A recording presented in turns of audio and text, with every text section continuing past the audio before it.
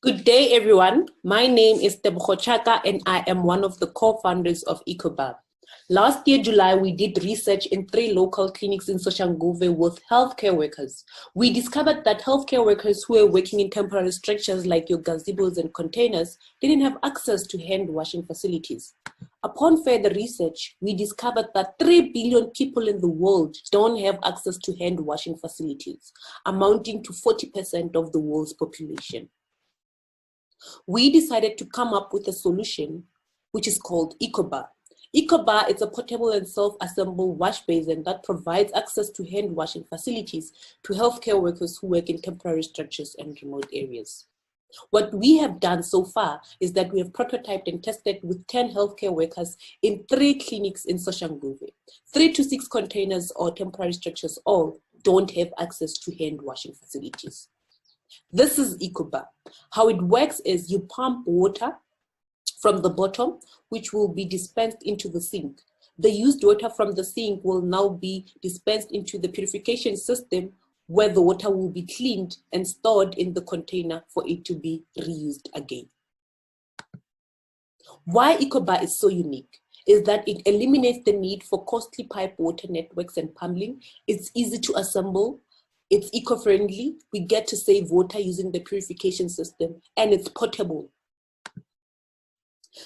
How we are going to make money is that it's going to cost us around 500 rands to produce 1 EcoBar, and the selling price for 1 EcoBar is around 900 rands. And the market that we are targeting is EcoBar, it's business to business. What we are currently looking for as EcoBar is access to market. Thank you.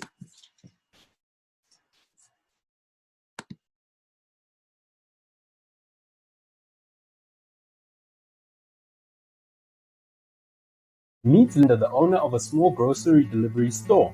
Her major problem is that she buys too much fresh food stock and then loses money when she can't sell it. She spends many hours doing manual admin, including taking orders and checking if her prices are competitive. With no planning, her team also spends many hours buying fresh food stock at unpredictable cost prices. She often dreams about having a larger and regional grocery store presence. She knows it will take a lot of effort and that she'll probably have to start by optimizing inventory planning and profitability.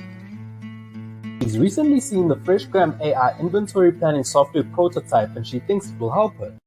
FreshGram is a fresh produce inventory planner that uses artificial intelligence to help traditional fresh food grocery stores, online fresh food delivery stores, as well as agro-processors or food manufacturing companies to stock the right quantity of food and minimize food waste whilst maximizing profitability. All of this is achieved by using a more data-informed approach to inventory planning. The features that FreshGram comes with gives you as a fresh produce-driven company the following benefits. It allows you to place orders quickly, allowing you to save time on repetitive, manual, painstaking tasks in inventory planning. It allows you to minimize stock outs, causing you to then increase your sales and ensure your customers stay happy. It also allows you to reduce excess stock, which allows you then to free up working capital so that you can focus on growing your business whilst minimizing food waste.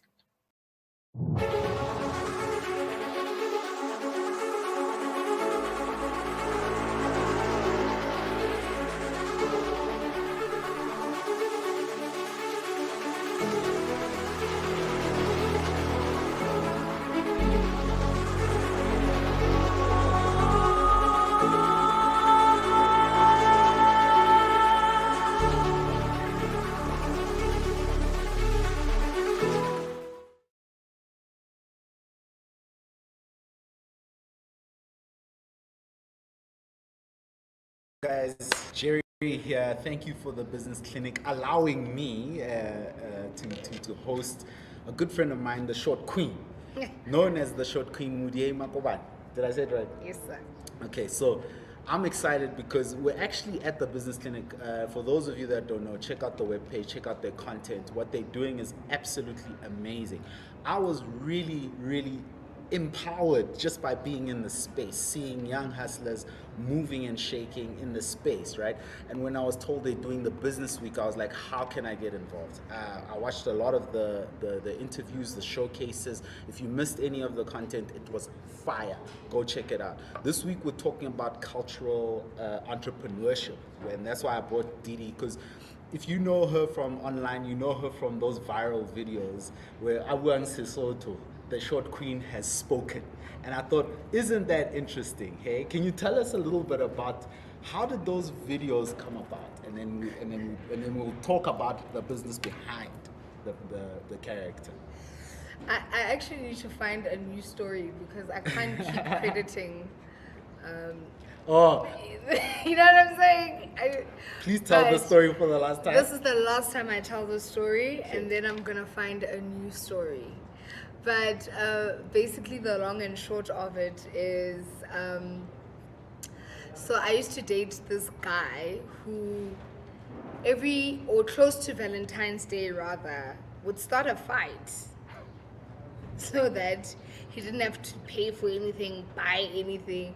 And then come by the 16, 17, so he comes back, and eventually I was like, ay, this is a pattern, you know? And I think this was probably like my third year in. Now I was hurtful, I was here. And when I decided to speak about it, the thing is, English can only take you so far. You know, there's certain things that are said in vernacular that just really drive the point home. So then I decided to record this subliminally loaded video on Facebook. I mean, it was dedicated to him, but I also didn't wanna, you know, I was playing around with words, but in the same breath, just also saying to people, guys, you know, if your man is acting up, if your girl is acting up, just focus on the people who love you, etc., etc., etc. And next thing I know, the video, well, I wouldn't say it had gone viral, but at the time, a lot of people responded well to it. So I said, okay, let me try and record another video where I speak in Sesotho only. And then it got more views than the previous one. And I was like, what? So it's basically been, you know, an ongoing process. And, you know, it's also, I mean, I think I recorded my first video maybe 2015, I think. You know, so it's been what, like 6 years now? Yeah, it's been 6 years. And with every year, I just also just find creative ways to keep it innovative and whatever. So where first it was just about complaining or social commentary or whatever, now what I strive to do is to inspire people or to motivate people through laughter in Sesotho. And hey man. And I like what you said about a pattern that you saw when you said that you don't just want to entertain, but you want to shift How did you articulate it? But I guess that's one of the things that my company stands for, which is shifting from adversity to advantage. That's it. Yes. Listen to that. Can you please say that Yes, again? yes, and then yes. maybe speak back to that. Yeah. And then we'll talk about how you came to the business part. Okay, Shifting cool. from? From adversity to advantage. So, you know, I it's a general motto that I have, but it's also something that I personally want to adopt, and I have adopted in the various ways that I've still sort of tried to figure myself out in everything that I do. It's like, you know, life will always be challenging, life will always throw lemons at you, but how do you make the best of what you have or what you don't have? And in most cases, that's the very thing, because even going back to the videos that the Short Queen has spoken, I mean, by profession, I am an actress. That's what I went to school for. That's what I studied. And, you know, for the longest time, I was under the impression that by virtue of the fact that I'm on television will automatically guarantee me followers. Sure. And then it just wasn't happening. And I was like, what? And I was like, well, I'm not gonna post semi-nude pictures. I'm not gonna do what everybody else is doing. But how can I shift from this, you know? And then it's that thing. It's like, then the Short Queen has spoken videos came into play. Yes. And instead of me just enjoying, you know, the extra views that I got at the time, I actually decided to, you know, play it forward and to see what more it can actually do for me. And as a result, that literally grew my followers exponentially. How many do you have? Like separate platforms or all together combined? All together. So all together combined across all social media, I've got about over 1 million followers. Damn. So here you are. And I could have had more. It's just that my Instagram account got hacked, remember? Oh, Yeah. That happened to a lot of people. Yeah. So that slowed me down incredibly. Yeah, because like, Insta badly. loves what your content. Yeah, I was moving on Insta, and then they got me there. But Facebook then, you know, took over Insta. So right now on Facebook, I think I'm sitting on over 800K, and then Insta over 200. We're moving. So here you are, an actress that sought after some sort of agency in terms of a following. Now you found a different way to get that following. First question is, how do you now seek to convert that following into some sort of currency? I mean, it is currency rather. How do you want to cash or in? how do I monetize? Yeah. How you monetize? That's the word. Monetize your art. So, you know, I'm also a strong believer that sometimes you don't have to do something rigorously. Just like consistency is the one thing that will literally carry you from one level to the next. So for the longest time, I was cracking my head trying to figure out how I can monetize the Short Queen has spoken videos. Yeah. And the truth is, I mean, there are different aspects of it, because by virtue of the fact that it helped my following grow, Yes. obviously what that did is it then established me, or it branded me in a particular way. So therefore, meaning that obviously organizations or anyone who is aligned with, you know, what I stand for in terms of either my content, my use of language, my style of presenting what I do, would then approach me, and that's when then I stepped into the realm of becoming a social media influencer. What kind of brands have approached you? So I've had the likes of National Lottery Foundation approach me. Okay. Was it? No. It was Ituba. Ituba, I see them. They're related. But they're related, Yeah, yes. So I've worked with Ituba. I've done stuff with Tilt before. Okay. And with Tilt, I did multiple, you know, marketing campaigns from coffee, Pringles, you know, various things. Right. I've also done stuff with why is everything running? But A lot of stuff. You've done so many things, and what you have now is like a platform, right? Yeah.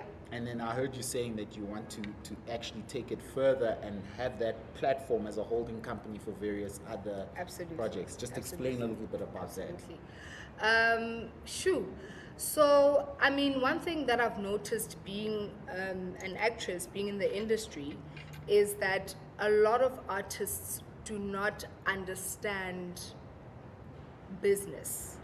And business doesn't always have to be like a corporate 9-to-5 situation, especially if you're an artist, because I know people are like, well, there's a reason why I'm an artist, because I don't want to do the corporate admin.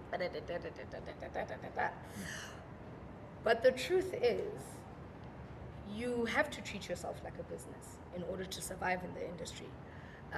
My thing was always like, how come not as an actress, like for example on other shows, like I would feel like, yeah, like when I've got other things to do, you don't, they'll tell you now, you're contracted to be here with us 12 hours a day, you know? But other actors or actresses walk on set and they're like, yeah, I can only shoot until 12, hey? And what that does it around them? And I'd be like,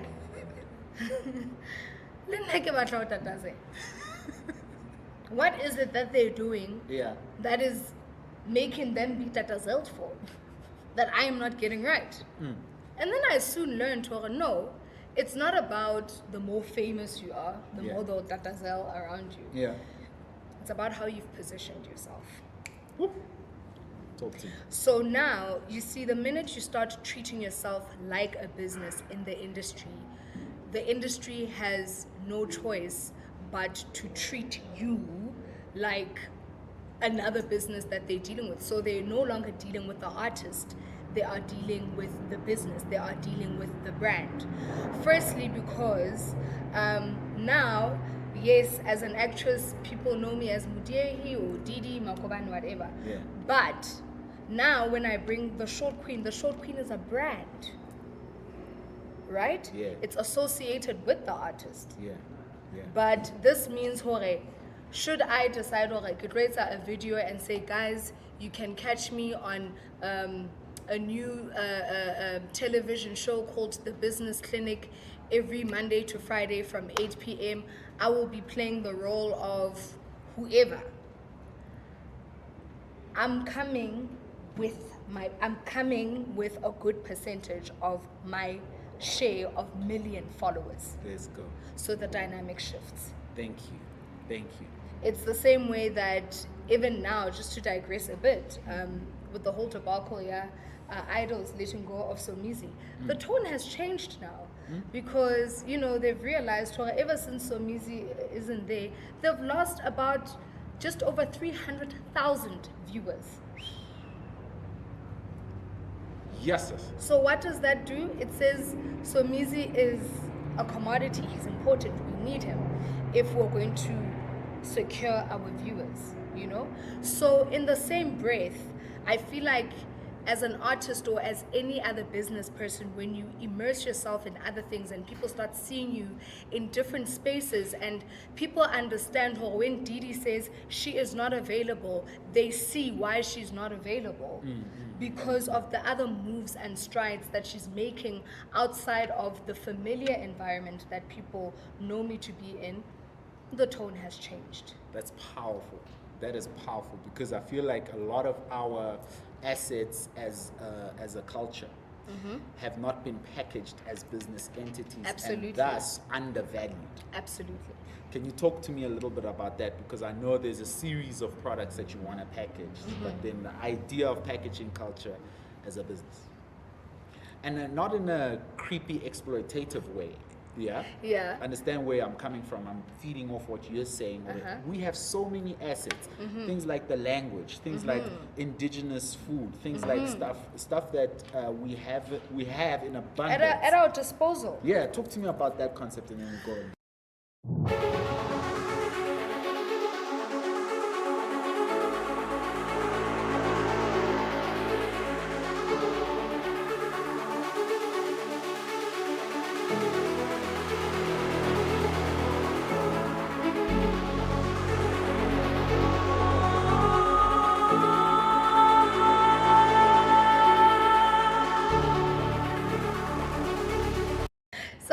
saying. I mean, I feel like the biggest mistake that we as Africans make is we always want to be handed stuff on a silver platter.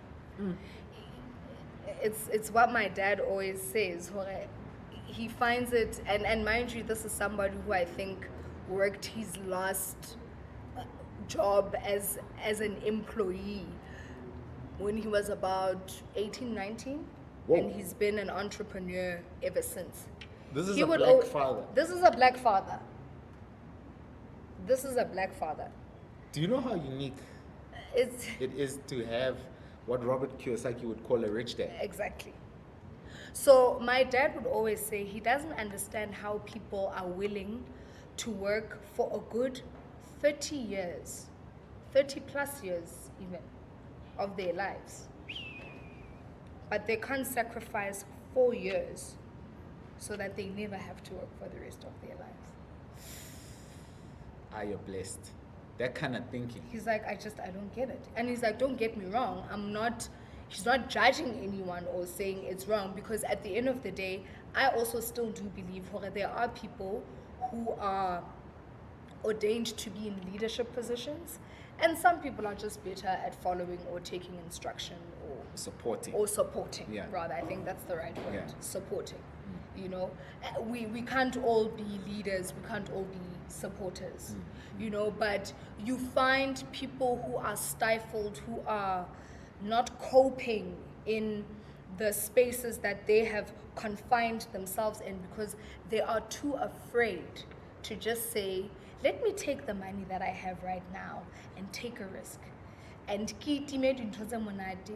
for a couple of years so that for the rest of my life I can enjoy. No, they would much rather spend a good percentage of their lives toiling, just so that after all is said and done, they've got this much to show for it. So I think that's our biggest mistake, especially as Africans. And why I say it's a mistake is because I feel like by virtue of just who we are as a people, culturally we're rich. With minerals, we are rich. Innovation literally seeps out of our pores. Let's talk about that. Culturally, we are rich.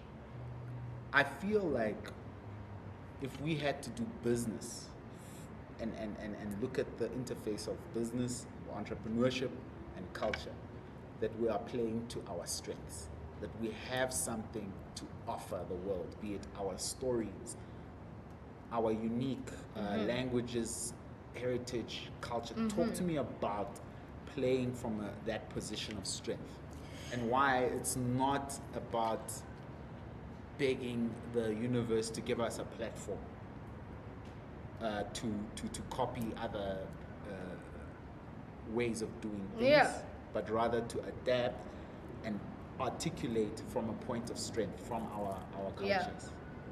Sorry, what's the question? So just talk to me about how culturally we are rich and how that's a great place to start business. I mean,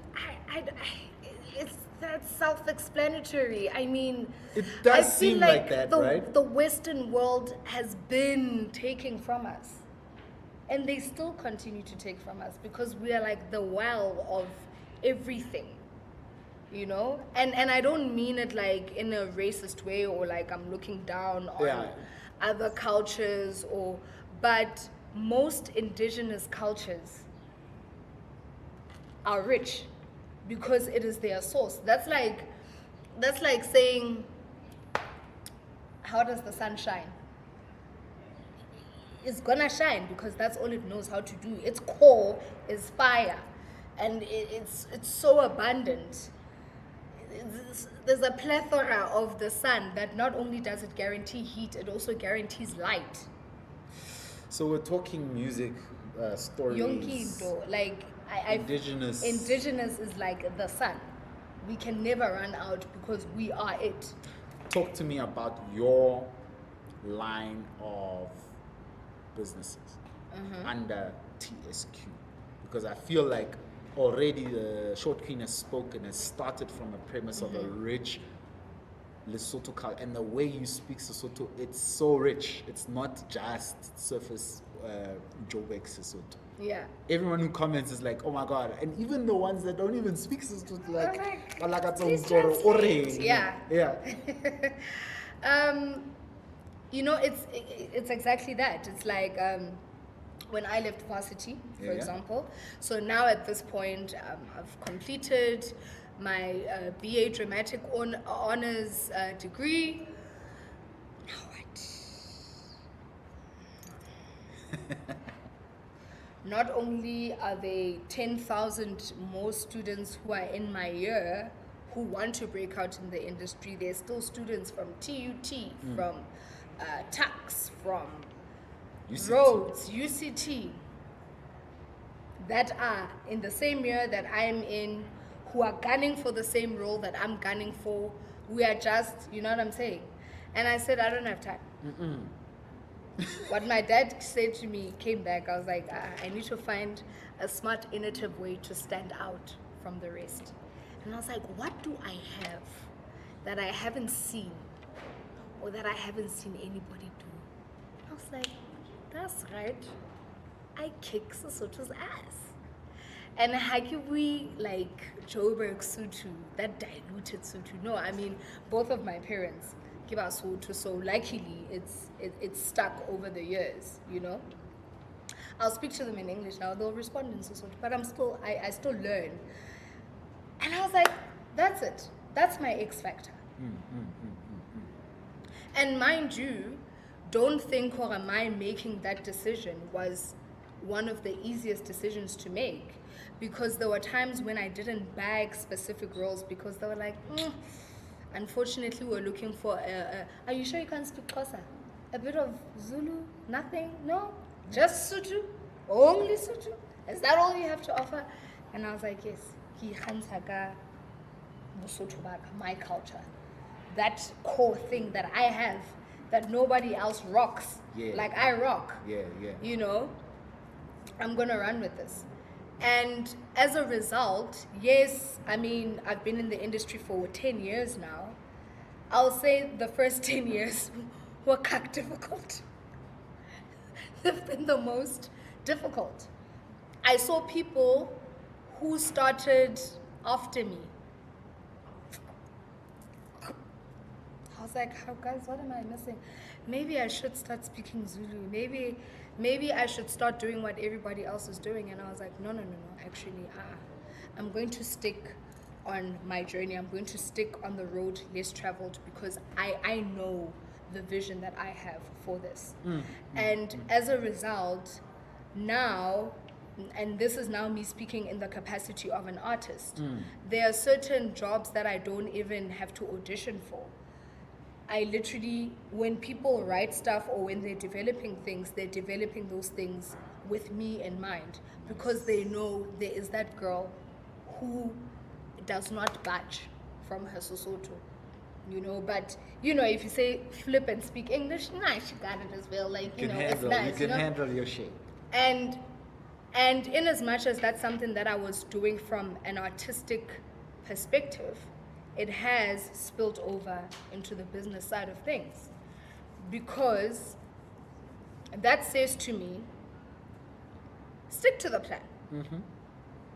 And sticking to the plan, I'm not saying don't try other things, but even when you're trying other things or, you know, knocking on different doors, knock on those doors and try those different things with your original plan in mind. Got you. You know what I'm saying? Got you, yeah. Yes, there'll be changes every now and then. You might have to tweak a couple of things. Times are changing. You might need to be a little innovative here and there, try something new, but always stick to the original plan, you know? And it took me a while to figure this out. And I don't think a lot of artists have figured this out, because not in a bad way, but a lot of artists are bitter. And I say this because once upon a time, I was headed towards the bitter route. I was mad at the concept of social media, because I'm like, well, I've got a degree. Why does Dimakazo, who's just got 100,000 followers on social media, getting the job that I have toiled over for the last 4 years. And then one day the reality hit me, okay, well, yeah, getting a degree was a thing back then, but now it's not a thing anymore. And I'm not saying that it's not important, but I'm saying by virtue of the fact that there are so many people who have, transcended and done so many amazing things without background, higher institution learning. More and more people are like, I'll go to the school of life, I'll figure myself out there, whatever. That's the reality. And now we've got something like social media that has made everything so accessible, and resources, you know what I'm saying? Gotcha. Everything is just, it's here. And I literally had a adapt or die moment. Oh, that must have been hectic. It was hectic. The way you put it, adapt or die. Adapt or die. Were those really the stakes? Literally. Because here's the thing, Jerry, you could be a phenomenal actor. And I'm not saying, Hore, I'm the world's greatest actress. Sure. There are people that I went to school with who are incredible performers. Who even, if I saw in an audition room, I would panic. Because I know that person is good. But unfortunately, being good is not good enough. You have to go above and beyond. There has to be something else that you offer. And the same way in business. Are you, as you're talking, I'm thinking about something, and I want you to tell me what your thoughts are about it, right? As a performer, artist, you're in the space, you're kind of like an employee. You have no real agency of your own. You're at the whim of other people's beck and call. Whereas if you start your business and reposition yourself, that cultural offering that you offer, your skills, your creative input, it increases in value. And then you've positioned yourself in a space where you can now determine your own agency and shape your own direction, so to speak. Absolutely. Am I seeing correctly? Absolutely. So would you say that extends to other aspects as well, such as if you might find that throughout our journey we've kind of neglected our own cultures and pockets of music, storytelling, etc. We haven't consolidated those platforms. And again, I emphasize not in a capitalistic way in terms of what's wrong with ultimate capitalism, but a new way, let me just say social entrepreneurship way of consolidating who we are, what we do, so that we can reposition it, so that we can actually protect and that's where also that as an asset. The importance of collaboration comes in. Talk.